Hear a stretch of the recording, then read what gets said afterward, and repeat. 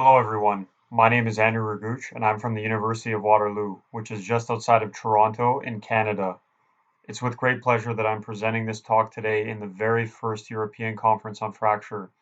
The focus of my talk will be a method for comparing the fatigue performance of forged magnesium components. I'd like to acknowledge the support of the funding agencies and industrial partners who made this work possible. This particular presentation is detailing the nuances of developing a comparison method for fatigue performance of forged AZ80 magnesium alloy, but it's part of a larger project where we actually designed, analyzed, optimized, and manufactured automotive suspension components from magnesium for vehicle lightweighting initiatives.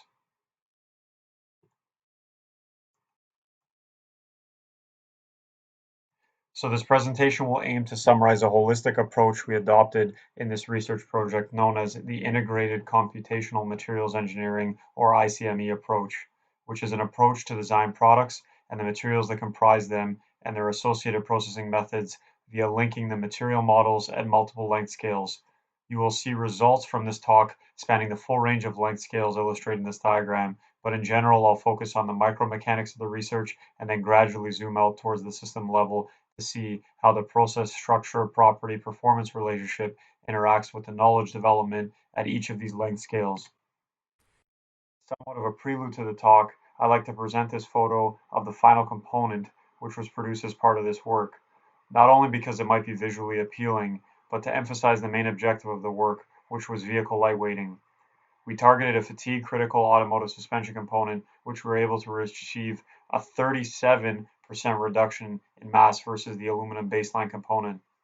This type of paradigm shifting improvement was only possible due to the experimental method which was adopted to optimize all facets of the research process. On the left-hand side of the slide, you can see a schematic of the forging process where intense pressure between rigid dies forces the material to flow in these internal cavities and conform to the desired component geometry. This can have many beneficial effects for fatigue and some detrimental ones if the process is not carefully managed. And this is done at moderate temperatures between 250 and 450 degrees Celsius. So the process being managed is a highly thermomechanical equation to satisfy. An overview of my talk can be divided into three sections. The first two deal with understanding the effect that the starting material has on the fatigue of the forged AZ80 magnesium alloy. The second is the effect of the most significant processing parameters being temperature, strain rate, geometry, lubrication, orientation within the die, etc., and how they play a role in the fatigue performance of the final component. And then finally, I'll follow up with a more detailed method of comparison using fatigue data that we've developed and characterized to understand how to design a forging process that will result in a desirable component with desirable fatigue properties, and then understand the variability that's associated with forging real components. So now that was a lot of information regarding how we went about the project. However, to summarize and better understand the structure-property relationship, I've distilled all of those phenomena that I previously discussed down into a few key elements.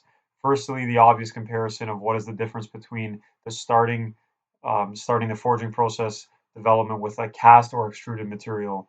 On the left, you can see the monotonic tensile response of the as cast and the as extruded material. AZ80 is the alloy here of magnesium in all the different material directions. You can observe that the cast material has identical material properties in all three directions, differing from the extruded material, which has anisotropic behavior. And you can see that in the varying material responses here in the two different directions. Furthermore, there's an obvious difference between the two, with the extruded material having a much higher strength and enhanced ductility, which is typical of rod forms of magnesium alloys. Secondly, these observations are supported by the comparatively higher superficial hardness that's shown in these contour plots on the right here of the extruded material once forged. These are shown on the same 30-ton Rockwell scale here. Due to the complex cross-sectional nature of these forgings that were investigated, there's a pronounced spatial variation in the properties.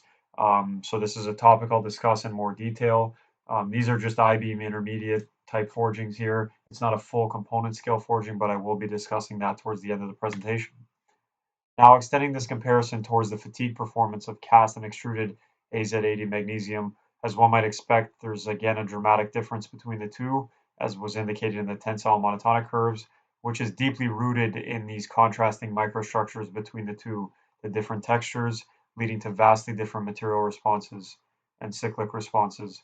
It can be observed that under strain control fatigue testing, in the high cycle regime especially, for a given strain amplitude, the extruded material has a life which is superior to the cast material by a factor of more than 10, or an order of magnitude. Now, the second phenomenon which I'd like to discuss is the effect of forging temperature on the monotonic behavior, which is by far the most significant process parameter. You can observe that in general, higher temperatures have enhanced ductility, as we can see in the images on the right here. However, at the cost of lower strengths. Furthermore, the increase in material properties is obvious between the as received and the forged material. So the forged materials generally are indicated by the colored lines, and the as received are the black lines. Linking that back to a previous observation, the superficial hardness correlates well with the yield strength of the material in various locations throughout the cross section of the forging. As you can see, location B generally has the highest yield strength, which is this center region that has the highest amount of strain due to forging, and it has the highest amount of superficial hardness. The other important observation is how the base material is modified due to forging. There's a much more pronounced improvement due to forging with the material when you start with as cast material, whereas the improvement with wrought material as the base material, being the extruded material, is more marginal, as one might expect. Once again, it can be observed that under stress control fatigue testing now, so a different method of comparison, in the high cycle regime, for a given stress amplitude, the extruded material has a life which is superior to the as cast material by more than 10 times, as you can see here. Important note is that the materials being compared are from a full-scale forged component, so the effect of the processing temperature is really the most important in the last step of the thermal history prior to the in-service use. So, i.e., this isn't the extrusion temperature of the material prior to forging, but it is the die forging temperature and the subsequent cooling schedule after forging that governs the final microstructure. Although we did look at a post-forging heat treatment in this particular project, I've chosen not to discuss them here as they're very alloy and application specific. So you can simply think of the analogy that the final heat treatment will govern the resulting microstructure, as it does in many materials that we utilize in engineering systems. Um, the precipitate content is also governed by this final heat treatment and the morphology of these precipitates, as well as the final properties. If no specific heat treatment is given, it's the last step of the thermal history during the forging process that effectively is replacing this heat treatment. So as you can imagine, the physical component is a complex three-dimensional shape as indicated here. So thus the local strain and thermal histories throughout the component can spatially vary, and we looked at characterizing all these different locations. So there was 18 different samples in these particular components to understand the spatial variation in more depth. So now overlaying all these individual data points that we've collected over the SN curve, one can easily appreciate that even at the component level of forging, a large amount of variability occurs in the properties, which is highly a function of the location within the forging itself. So indicated by all these numbers are all the different forging locations within this component. For reference, overlaid on the curve is a design curve, so that's these dashed lines here, for the benchmark aluminum, which is this dashed black line here, which we can see um, is easily exceeded by these two other forgings that were done. Only by the forging that was done at 300 degrees Celsius do we get a superior property, however. This provides confidence that if we get the forging parameters right and the process control right, we can meet or easily exceed the baseline performance in fatigue for this particular component being an A356 aluminum alloy.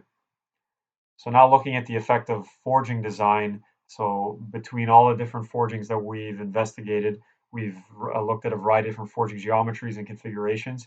Here we can see a dramatic improvement in the fatigue performance of the as cast material once forged, and a simple upsetting technique to produce these types of flat forgings here that do not restrict the material flow in either direction. So this is a substantial increase in material properties that's typical when forging cast varieties, as I previously discussed, of magnesium, which the benefit basically is coming from the refined equiaxed microstructure, which is resulting from the thermomechanical processing. However, when we look at the extruded and forged material, which was forged in a totally different configuration of forging now, which was this closed die I-beam type shape, the differences are not quite as simple. Since the starting material was wrought to begin with, there is a more modest modification of the properties due to forging. In general, an improvement is always observed in the high cycle regime, as seen here. However, at lower forging temperatures, limited ductility in the material might cause a small degradation in the strain control fatigue behavior, as we can see here. Finally, when we compare the strain life curve for all of the various styles of forging, we can observe that once again in the high cycle regime, the full scale component is actually superior to all of the other investigated conditions. This is critical as the majority of the loading history for this particular application in the service loading will be exercising this kind of mid to high cycle regime of the strain life curve. So we're particularly interested in that particular location of the strain life curve. So now, as one might think, simply because the final forging process is superior to the intermediate steps which we looked at, so the different styles of forging and the different temperatures and the different forging configurations and the different base materials, does it really mean that we've fully optimized this process from a holistic perspective?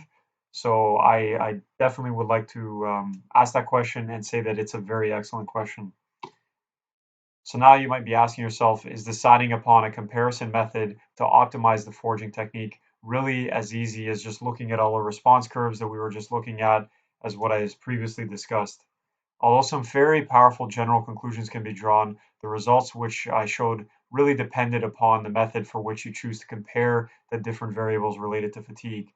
So now if we keep that in mind, I'd like to move forward and discuss how to effectively compare the material behavior and quantify that variability.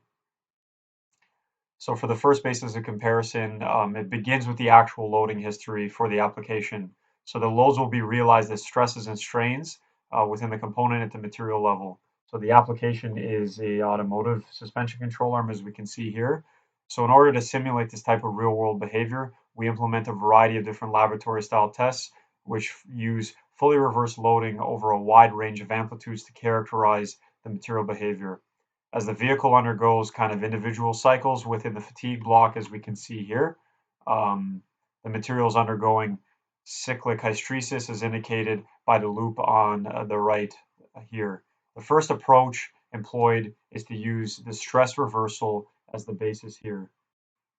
So we can see that indicated at the top and bottom here for characterizing the fatigue life. So if we impose the minimum and maximum stresses as the boundary conditions for the experiment, then we measure the resultant material response. So the key output for this is an SN curve from this style of test. The second technique is to control the maximum and minimum strain amplitudes and measure the stress response of the material. So the key output from this style of test is a strain life curve, which is generally used to model the material behavior in the automotive domain.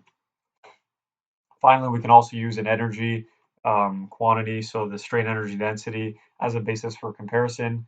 And by energy, effectively what I mean is the combination of the elastic or the reversible strain energy density signified by this gray triangular area on the right, and the plastic or irreversible strain energy density is signified by the yellow area enveloped within the hysteresis loop on the left. So now the argument can be made which technique is most representative of the actual loading in the service environment of the vehicle. And the answer is, well, it depends. I'll go through and discuss what these comparisons yield when looking at the full-scale control arm forging that we've discussed earlier and the conclusions that we can draw from the spatial variation in the properties within each. What you're looking at here is the first case. So it's a comparison technique by the method of stress control fatigue testing. So recall that the SN curve that I presented earlier with all the data points that were scattered around, it's shown on the right here. So the design curve in the middle, which is shown by this equation here, represents kind of the average material behavior, with some locations on the control arm having a life which is above this kind of idealized response, so everything to the right of this curve here. So if we non-dimensionalize these data points with ones that fall to the left being kind of worse than the idealized response and ones that fall to the right being better, once we non-dimensionalize these relative quantities, we can effectively get a life multiplier that describes how much each location deviates from this idealized response. So these are the life multipliers here shown on the contour plot, we can then map these onto the various locations of the control arm and understand the spatial variation.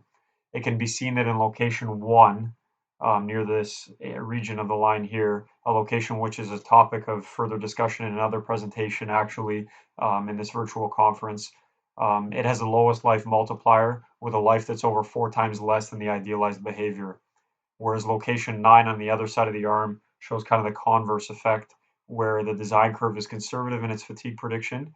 In general, these internal regions here, which are kind of the web regions of this I-beam of the control arm, between the flanges on the outward side of the arm, uh, have kind of superior fatigue performance, as you can see here. Similarly, we can do the same thing for strain control fatigue test being the method of comparison, and we can draw a few more conclusions. Firstly, the contour plot scale here has been exaggerated to highlight any differences throughout the arm, but you can see that in general, when comparing the spatial variation using a strain control approach, the multipliers are much closer to a value of 0, indicating that the design curve more accurately represents the material location, which is a good thing when we're using this for fatigue life prediction. Important to note, however, is that the critical region, which was location 1 in the arm, as indicated in this image here, is still the region with the lowest multiplier or the most non-conservative prediction. This provides confidence that in the fact that both comparison methods that we've investigated so far indicate similar trends in the behavior.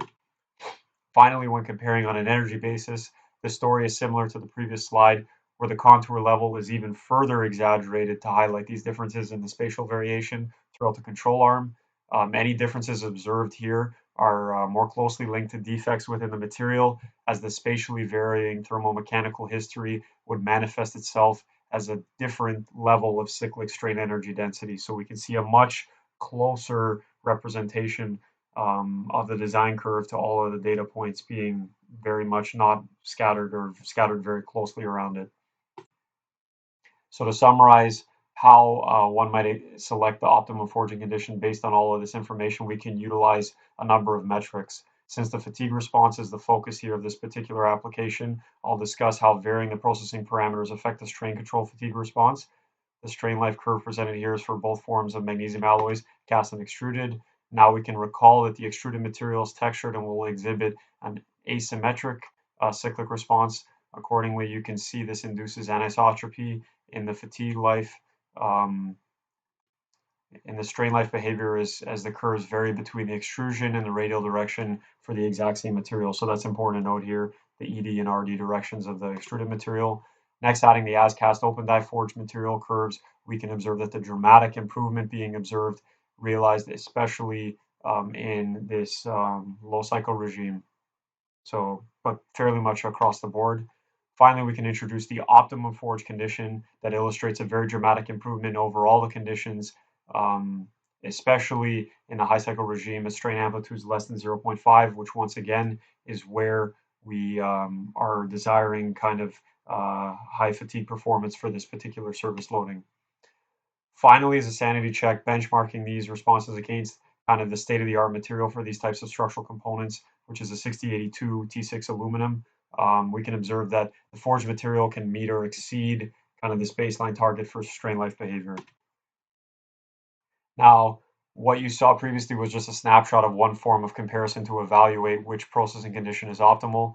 Given the practical requirements of engineering application, an optimization function was developed that incorporates 3 different non-dimensional variables, which incorporates various aspects of the material characterization into one function whose objective is to maximize its value and obtain optimum performance.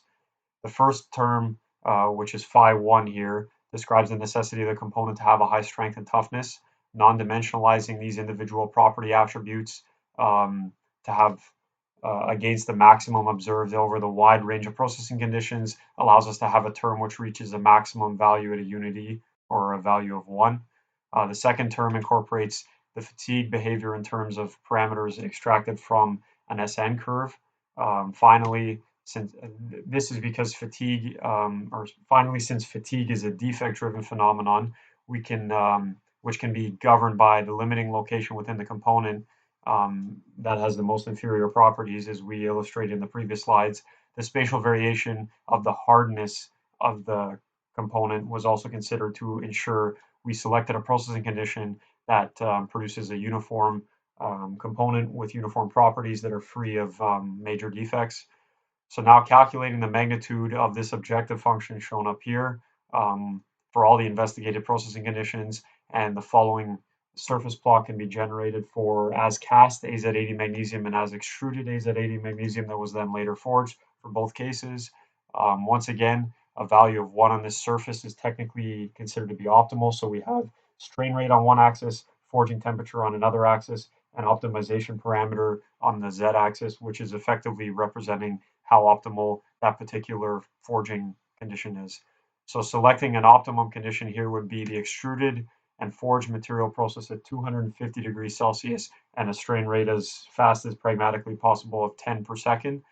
Important to note here is the fact that the weight factors that have been selected here, so these coefficients, were specifically tuned for this engineering application that we've considered here, but effectively can be retuned to meet the requirements of other structural components.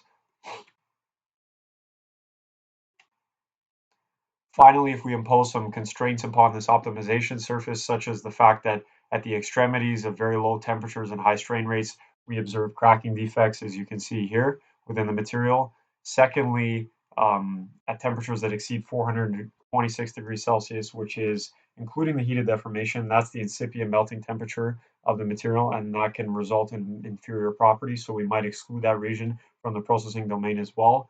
Finally, the practical constraint of forging press loads can prevent forging at a very low temperature, even at comparatively low strain rates, just because we run out of, it's not pragmatic to forge at such high loads.